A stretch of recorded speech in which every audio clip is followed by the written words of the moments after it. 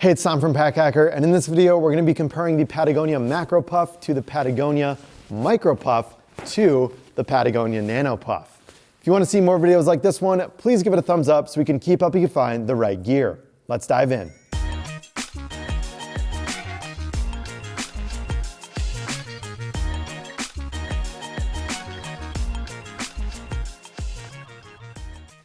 First, let's talk about the materials on each of these jackets. The Macro Puff shell is a 10D 100% recycled nylon ripstop with a DWR finish. The Micro Puff shell is a 10D Pertex Quantum 100% nylon ripstop with a DWR finish.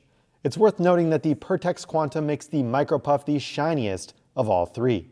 The Nano Puff shell is a 20D 100% recycled polyester ripstop with a DWR finish.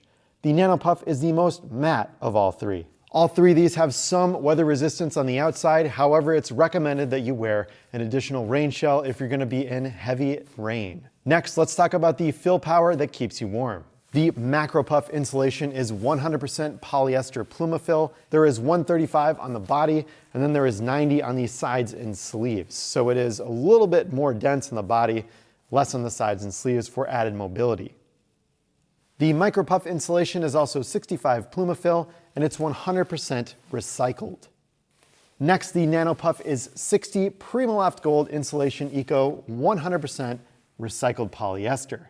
The Macro keeps you the warmest, then the Micro, then the Nano. It is really hard to rate these by temperature because it depends on your body type, the activities that you're doing, and how many layers that you have on underneath or above them. However, they all work in 20-degree and 50-degree weather depending on how they're used. The Micro Puff and the Nano Puff come in hooded and non-hooded options, whereas the Macro Puff only comes in a hooded option. The Micro and Nano hoods are designed to be worn underneath a biking or climbing helmet, whereas the Macro is designed to go over the helmet itself. The way that Patagonia named these different sizes can be confusing, so let's break down on what each of them means. So you can see the stitching on the outside here. The Macro Puff has the largest insulation areas in these big T-like shapes, whereas the Micro Puff has a T-like shape as well, but they're a little bit smaller.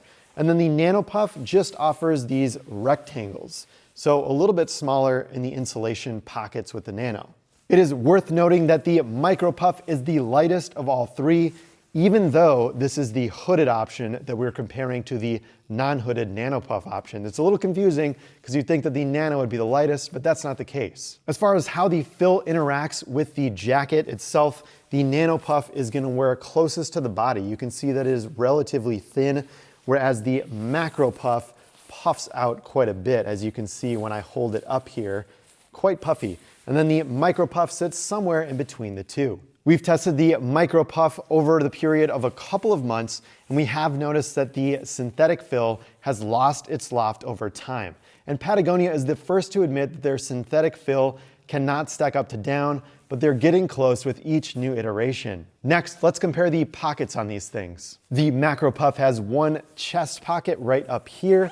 If I open that up, I can just show you the size. It goes way up to here and then way down to here. So it is quite a sizable pocket. And then there are two side pockets down below that are pretty large as well. The jacket itself compresses into the wearer's right-hand pocket, as you can see by the double zipper here. And then if we open it up, we have two ample pockets on the inside too that are quite large to put in additional items. The Micro Puff has two ample-sized external zip pockets. You can see they go like right up to here and then down to here. And then it has, so two of those on the sides and then two interior pockets as well, similar to the Macro Puff. The jacket itself stuffs into the wearer's left pocket, as you can see by the double-sided zipper here. And there's a bit of reinforcement around where the pocket is, since that liner material is so thin. So one thing to say about pocket height on all three of these jackets is that it's much higher up on the Micro Puff here. So you can see the bottom where that pocket ends, where the zipper ends. This is the Micro Puff, this is the Macro Puff, and this is the Nano Puff. Moving on to the Nano Puff, we can see that these pockets are the lowest of all three, which is great for urban and casual use. And the Nano Puff has two external pockets that are also pretty roomy. They go up to there and about down to there, down to the bottom of the jacket. And then there is one internal chest pocket, which is where the jacket itself packs into. You can see by the double zipper there as well. Now let me compress these and let's compare the sizes of each. Here's the Nano Puff. And moving on to the Macro Puff. So this one is tight and tough to get in. I found that you have to kind of push it up into this corner to get it to work. One cool thing with the Macro Puff having it being fully compressed is that there's a soft side here, which doubles as a great pillow whether you're on a flight or at the campsite. Last but not least, the Micro Puff.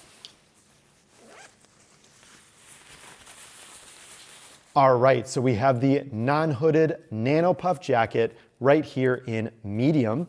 We have the Micro Puff in medium with the hood, and then we have the Macro Puff with a hood in a size large. So these sizes are a little bit exaggerated based on the hood and the non-hooded sizes. However, you can start to see the sizing of them compared to one another. They're pretty close, but the Nano is the smallest, followed by the Micro, followed by the Macro.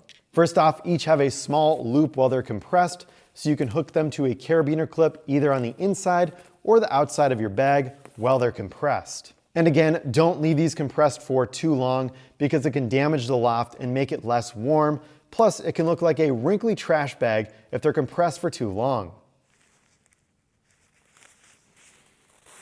So for hoods, the Macro Puff features a cinch where you can put this either around your head or your helmet based on the sizing. So because the Macro Puff hood is designed to go either on your head or your helmet, it has a cinch adjustment strap on the top, so you can do either or, and it fits comfortably no matter what. Now the Micro Puff and the Nano hoods are similar because it features an elasticated material here that is designed to tighten up a little bit around the hood and keep it snug.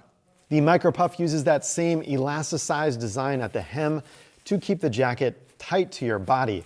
However, it doesn't do quite as good of a job as the Macro and Nano, which feature their own dedicated cinch adjustment straps at the bottom, which you can really tighten things down and keep it close to your body and lock in the heat. Now, one of the benefits that the Micro has over the Macro and the Nano is that with the elasticized design, you don't need that extra weight. So with the Micro, they're really trying to save weight. All right, so to wrap this up, we would say all three of these are solid jackets. The Nano Puff is best for casual and urban wear. The Micro Puff is best for outdoor adventures and anything where you're gonna have a harness, like climbing or backpacking, since those pockets are higher up. And then the Macro Puff is gonna keep you warmest out of all three of these options. Thanks for keeping it here at Pack Hacker, your guide to smarter travel, and we will see you in the next video.